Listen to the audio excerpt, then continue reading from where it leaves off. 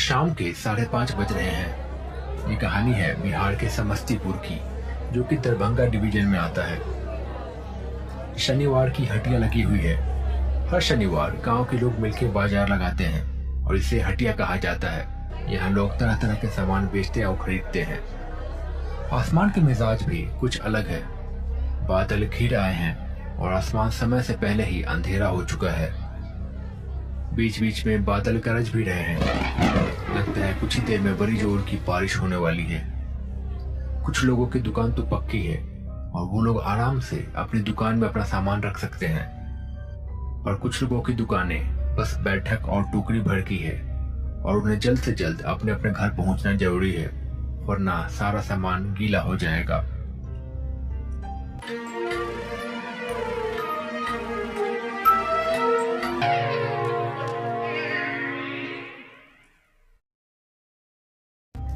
Sir पे टोकरा लिए हुए चुनचुन और भोला जल्दी जल्दी प्रकाश चाचा के पास आए। का हो चाचा, चलना नहीं है का? कुछ देर में बारिश आएगी, यही फंस गए तो सारा सामान खराब हो जाएगा। हाँ हाँ, चलना तो है ही, बस मैं भी समेट ही रहा था। जल्दी जल्दी निकल चलते हैं बारिश आने से पहले। अंधेरा भी होने वाला है और आज अमावस भी है। कुछ दिखेगा भी नहीं रास्ते में अंधेरा होने के बाद। बस किसी तरह से खटिया वाला घर पार कर जाए। अरे चाचा, एक तो वैसे ही अमावस है और ऊपर से इतनी सारी बरसात, उसमें आप ये बातें करके और डरा दो। अब तो उसके पास से गुजरने में भी डर लगेगा। डरा नहीं रहा हूँ, बस बता रहा हूँ। और तुम लोगों को कुछ अलग से बताने की जरूरत है क्या? तुम लोग तो सब कुछ पहले से ही जानते हो। अच्छा छोड़िए इन सब बातों को और जल्दी जल्दी चलिए। थोड़ी देर में वो सब अपने अपने सर पे एक टोकरा लिए हुए अपने गांव की ओर निकल पड़े। उनके पास एक लालटेन भी थी। रास्ते में चलते चलते चुनचुन ने पूछा, प्रकाश चा, बाकी सब तो ठीक है, लेकिन इतने दिनों से बस खटिया वाले घर से डरते ही आए हैं, और कुछ हुआ भी है क्या उसमें? या बस कहीं से भी बातों पे सब विश्वास करके इधर उधर डरते फिरते रहते हैं? और ये जो दिया जलाने वाली विधि है, ये किसने शुरू की थी? मैं तो जब भी गया हूँ दिया जलाने, मुझे तो कुछ भी ऐसा एहसास नहीं हुआ। फिर सब इतना डरते क्यों है उस घर से? ऐसा नहीं है कि सब सुनी सुनाई बात है। अभी कुछ दिन पहले की ये बात है। अपने गांव में शाम हो गई थी। गांव के 3 लोग शाम को बैठ के कुछ बात कर रहे थे। 3 लोग गांव में शाम को बैठ के बात कर रहे हैं। भाई शाम होने वाली है, चलो आज हमारी बारी है, पता है ना? हाँ पता है, और मैं तो कब से तैयार हूँ। जितनी जल्दी हो सके चल के काम पूरा कर देते हैं। हाँ ठीक है, फिर चलो। दोनों धीरे धीरे गांव के पतले से रास्ते पे आगे बढ़े जा रहे हैं। रास्ता धूल से भरा हुआ है और आसपास घास है। शाम को धूल हवा में उड़ती जा रही है। धीरे धीरे गांव के घर खत्म होने लगे हैं और देखते ही देखते सारे घर पीछे छूट गए।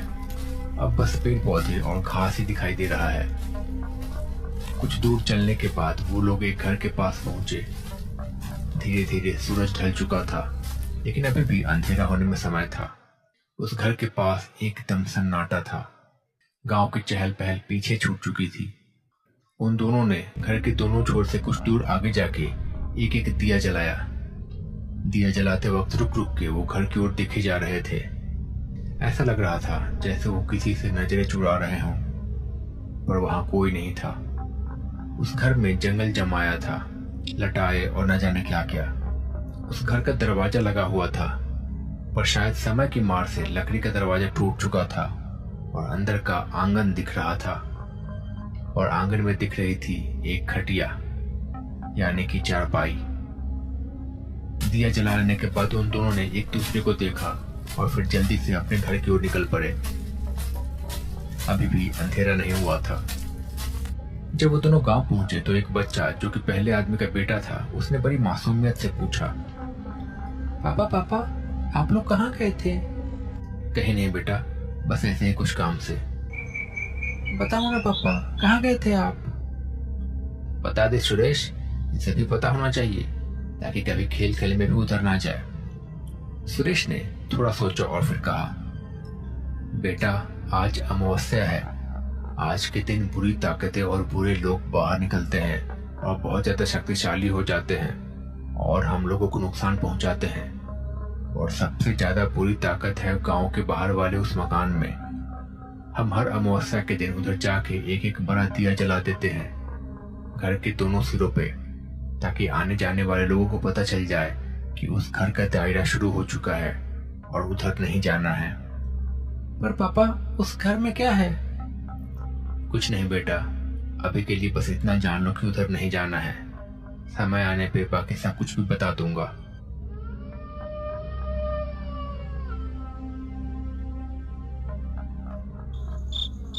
रात ढल आई। रात के करीब 2 बज रहे हैं। आसमान एकदम अंधेरा है। गांव खामोश पड़ा हुआ है। दूर कहीं सियार के रोने की आवाज आ रही है और झिंगुर अपनी मस्ती में गीत गाए जा रहे हैं। कहीं कहीं जुगनू भी दिखाई दे रहे हैं। एक आदमी चुपके चुपके गांव में एक घर की ओर बढ़े जा रहा है। शायद कोई चोर ही है ये।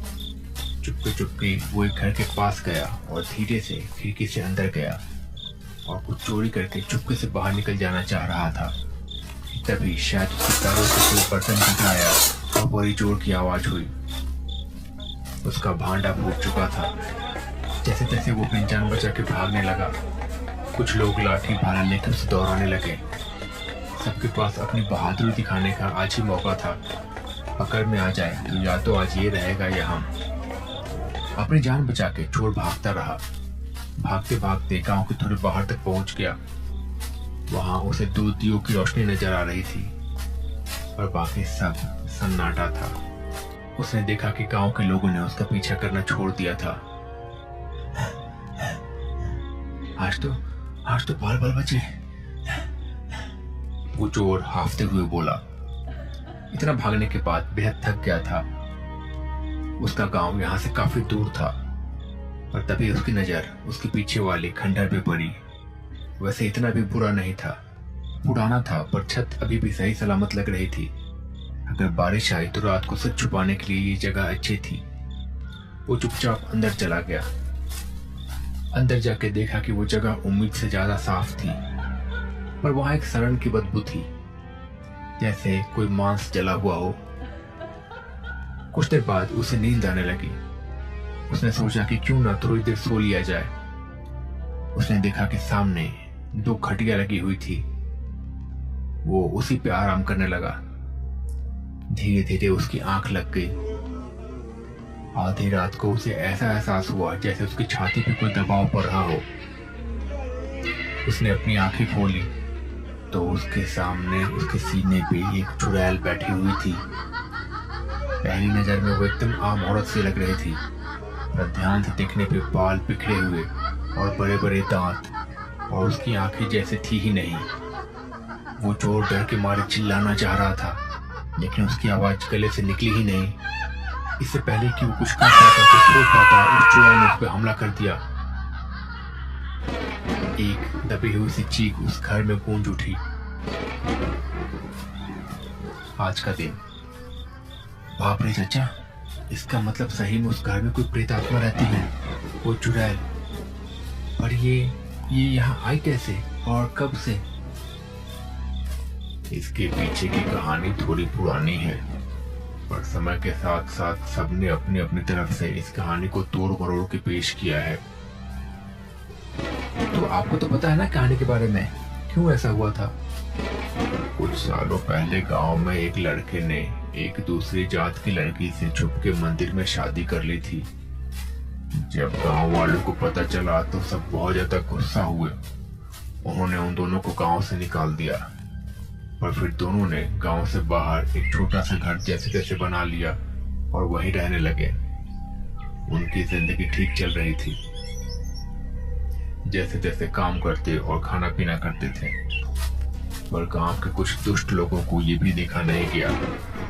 एक अमावस की रात अंधेरे में वो लोग अचानक से उस घर पे पहुंच गए। उन्होंने उन दोनों को खटिया से बांध दिया और उसी रात को खाट से उन्हें बांध के उन्हें जिंदा जला दिया। उन दोनों की चीख उसी घर में दब के रह गई। और फिर अगले कुछ ही दिनों में उसी घर के पास उन सब लोगों की लाश पड़ी मिली जो इसमें शामिल थे, लेकिन अभी भी उनकी आत्मा को शांति नहीं मिली। अभी ये लोग ये सब बात करते करते आगे बढ़ ही रहे थे कि उन्हें रास्ते में एक आदमी खड़ा दिखाई दिया। वो आदमी वहां खड़ा होकर उसी घर की ओर देखे जा रहा था। उस आदमी को वहां देख के उन सबके चेहरे पे सवाल के भाव आ गए। और जैसे ही वो लोग उसके बगल से गुजरने लगे, उस आदमी ने कहा, मेरी मदद कीजिए, मेरी मदद कीजिए। उसके बाद सुन के वो लोग वहीं रुक गए। क्या हुआ? और यहाँ इस समय तुम क्यों खड़े हो? इस घर के बारे में पता नहीं है क्या? पता है, तभी तो अंदर जाने से घबरा रहा हूँ। कुछ देर पहले मैं अपने बेटे के साथ बाजार से घर लौट रहा था, तभी मेरा बेटा बिना कुछ बोले उस घर के अंदर भाग गया। बच्चा है, उसे समझ में नहीं आया होगा, पर अब अंदर कैसे जाऊं, मुझे डर लग रहा है। दया करके मेरे साथ चलिए, मेरे बेटे को लेकर तुरंत यहाँ से हम लोग भाग जाएंगे। दया कीजिए मुझ पे। प्रकाश चाचा को बात सही नहीं लगी, पर एक बच्चे को अंदर छोड़ के जाना उनके उसूलों के खिलाफ लगा। कुछ सोच के उन्होंने कहा, ठीक है, जल्दी चलो, जल्दी से उसे निकाल के चलेंगे। उन्हें डर भी लग रहा था। इसके बाद वो सब जैसे तैसे उस घर के अंदर दाखिल हुए। अंदर एक अजीब सी बदबू थी, पर अंदर सफाई थी। अंदर 2 खाट थे। वो लोग अंदर जाके इधर उधर देखने लगे। आंगन के उस पार उन्हें एक बच्चा दिखाई दिया। प्रकाश चाचा और वो आदमी उस बच्चे की ओर बढ़े, पर अचानक से उस बच्चे की आंखें अंधेरे में चमकने लगी। देखते ही देखते वो बच्चा एक बेहद भयानक चुड़ैल में बदल गया। उनके साथ वाला आदमी भी एक भयानक भूत में बदल गया। चुनचुन और भोला ये देख के बिना कुछ सोचे वहां से भागने लगे। जल्दी से घर से बाहर जाके वो अपने घर वाले रास्ते पे भागने लगे। इधर प्रकाश चाचा ने भागने की कोशिश की, लेकिन जैसे वो वहीं जम गए। धीरे धीरे वो दोनों उनकी ओर बढ़ने लगे।